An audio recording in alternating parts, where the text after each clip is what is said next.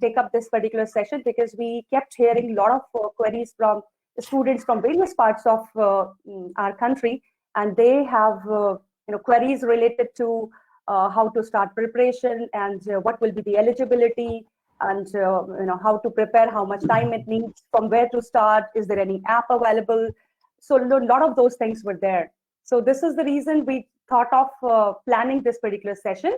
And before we get started, please allow me to share a brief introduction of myself. I'm Neha Bhatt, founder of Atmanirbhar Bharat Foundation. And this is our passionate initiative towards making the people of India confident and empower them by all means, so that our nation can be empowered. This is the only mission that we are working with. And presently, I'm working with an MNC as Director Training and Recruitment at the global level. So I've got over 12 years of international training and recruitment experience.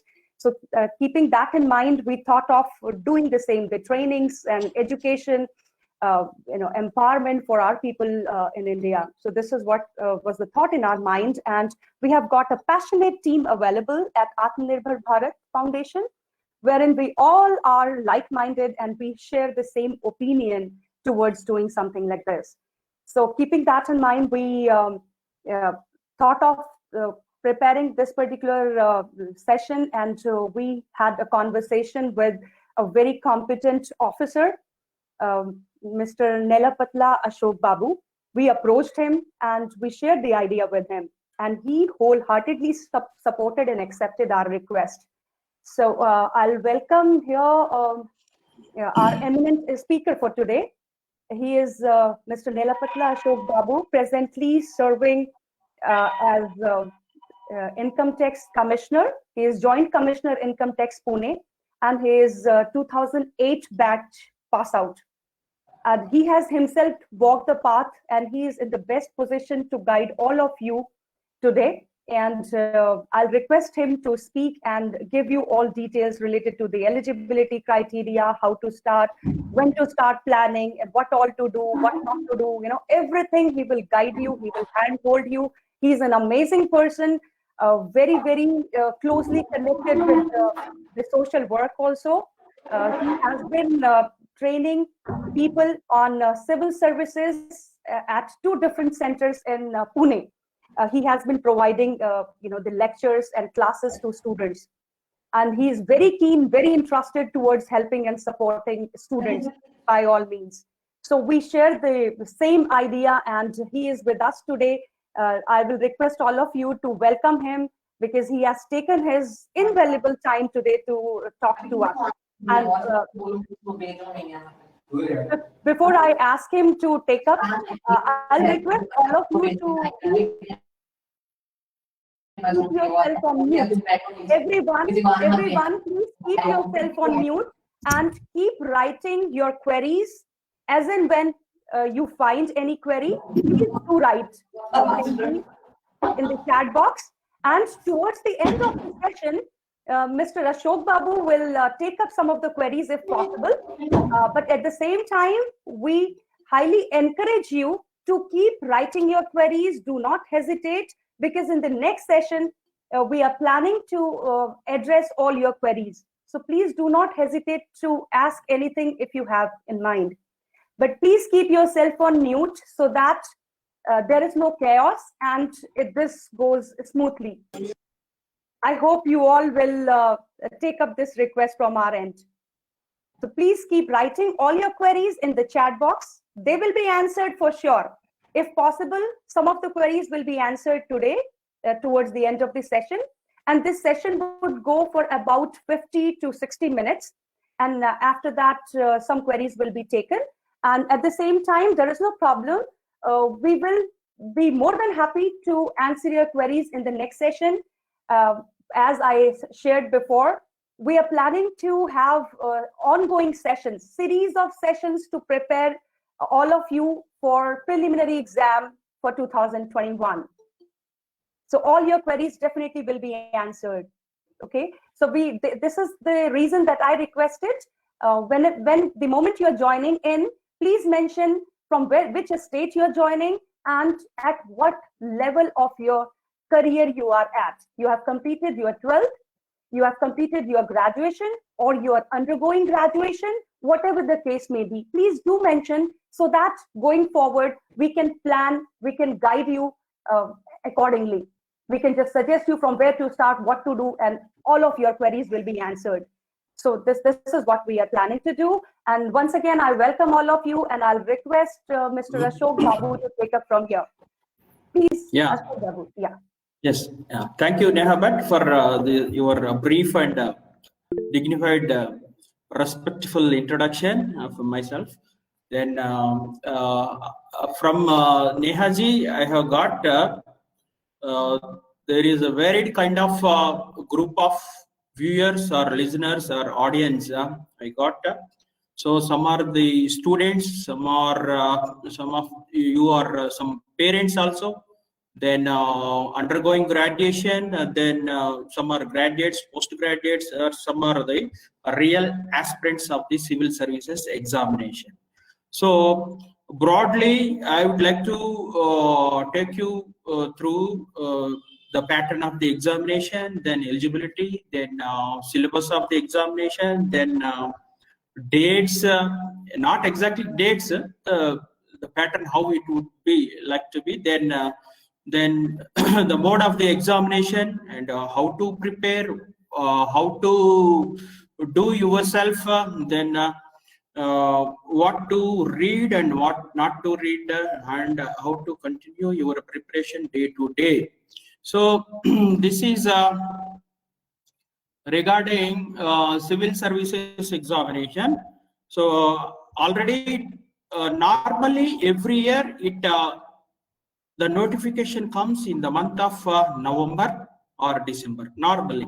For the sake of civil services examination notification, you have to see the employment news, or nowadays, those days the employment news was so important, 15 years back or 20 years back or 10 years back. Nowadays everything is going on online, so online things you have to follow. Maybe the online of UPSC, Union Public Service Commission, road number 10, Shah Jahan Road, Dholpur House, New Delhi. The pin code is also I remember. So nowadays the online is important, particularly emphasized and like buttressed by the coronavirus. So you have to follow the online of UPSC to see the dates and the schedule of this examination from time to time. Maybe if you are a student, then weekly once you can see, or if you are an aspirant, daily once, please go through it. Then you will come to the dates and schedule of the examination. Normally it comes in the month of November at the end, and preliminary examination, there are three kinds of exams. One is a preliminary examination, normally in the last week of May or first weeks of June, Sundays. Then in the last week of October or November or December, the mains examination will be held. After this online examination or this modern days, the results are being declared very early. Earlier it used to take 2.5 months. Nowadays they are taking only 1 month. After preliminary examination, the results will be declared after 1 month. Your marks will also be known. This is very new provision by the UPSC. Earlier it was like that. We never come to know what were our marks, how was our score in the preliminary examination. Preliminary examination consists of completely objective type. Nowadays, the CSAT examination is there, then general studies examination is there. Morning or evening one CSAT examination, or the other session consists of general studies examination. Exact details you have to go through the online or the pattern of the examination for UPSC, Union Public Service Commission. Just I am giving the outlines. The broad outlines I am giving. So after preliminary examination, the candidates normally 1 lakh to 2 lakh people, they apply for this examination. So after the results of the preliminary examination, the qualified candidates are only eligible to apply for the mains examination. Normally, it ranges from 5,000 to 6,000 candidates out of these lakhs of applicants of the preliminary examination. See, before that, I would like to tell you, first time I am using this headphones and talking to you a little bit not so comfortable. I am not saying uncomfortable or discomfortable, but little bit not comfortable. So kindly bear with me. So after this, only the qualified candidates of the preliminary examination will only be allowed to appear for the mains examination. They are normally 5,000 to 6,000 candidates in the main examination centers. Normally, it used to be the capital of the state, like Hyderabad or Mumbai or Thiruvananthapuram, Chennai, or Lucknow, Delhi, like that. Only the capitals of the states it used to be. Nowadays, maybe things are changed. Pattern is also slightly changed. So new centers might have come up. I don't know exactly. For that sake, you have to visit the UPSC website. Then, in the month of last week of October or November or December, the mains examination will be held. Then the results will be declared in the month of last week of March or first week of April, normally. Then the interview is known as a personality test. When compared to other examinations, this is not exactly like interview, not question and reply session, question and answer session.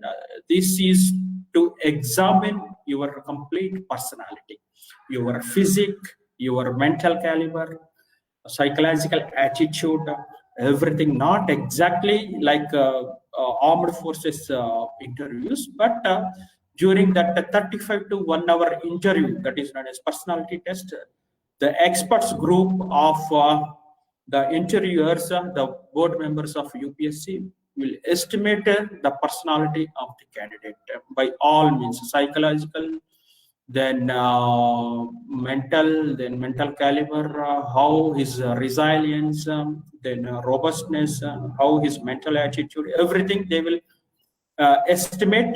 They will give the marks, and after the next day or by the next day, you have to appear for the physical test before the medical board of any famous government hospital in Delhi. Normally, those are Lok Naik Hospital, then Safdarjung Hospital, then Ram Manohar Lohia Hospital, like that.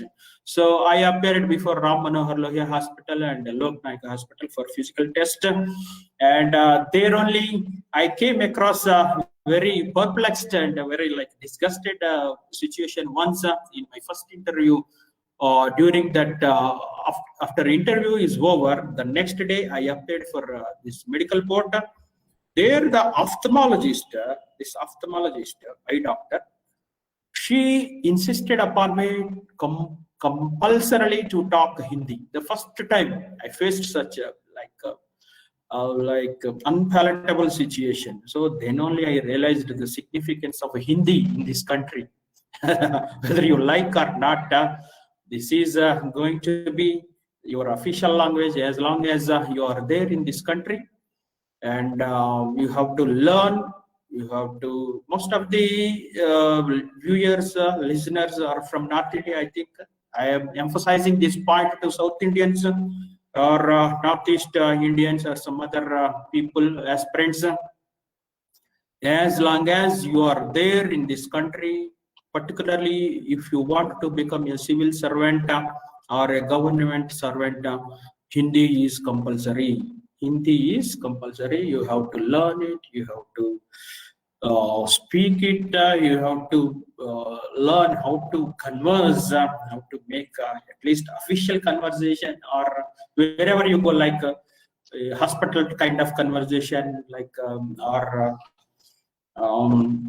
like official or market kind of conversation, like rates, numbers, all such things. So what I mean to say is Hindi is important for non-Hindi speaking people, and there is no option. I'm saying you repeatedly, there is no option, whether you like or not, learn Hindi, try to speak Hindi. Reading, writing is important. Even in your training also, there is one examination, that Hindi examination you have to pass, you have to get through, and then only your service will be confirmed. Coming back to our examination pattern, this is personality test. They will estimate your psychological, then physical, then mental, all kinds of angles they will estimate. That's why it is known as a personality test, not the interview like any other examination. First of all, we should learn what is this civil services examination, because I thought yesterday when I was talking to Neha, the director of this teaching Think in English India, or the founder of this Atmanirbhar Bharat Foundation, I thought that they are only the aspirants. No, but she said the flock, the group consists of even the students, parents, some other people are also there. So I would like to tell you what is this civil services. Civil services is the highest service of this country, highest job. You can say, normally you people say job. Some Telangana people, they say jabber, jab, jab. In Maharashtra, they say jab, jab kind of pronunciation they use. All job, job, employment. So this civil services is the highest services, highest job of this country. All other examinations for the recruitment of government services, namely provincial service, provincial civil services, PCS, provincial civil services, or state public service commission. It is known as Maharashtra Public Service Commission or Andhra Pradesh Public Service Commission. Then Tamil Nadu Public Service Commission, like that. State level examinations are there, and all other kind of UPSC examinations, like combined medical service, engineering services examination, then Indian economic service, then nowadays Indian forest service is included in the civil services examination. Otherwise it was a separate kind of examination, Indian forest service, to maintain the environment and department, and to maintain to monitor and to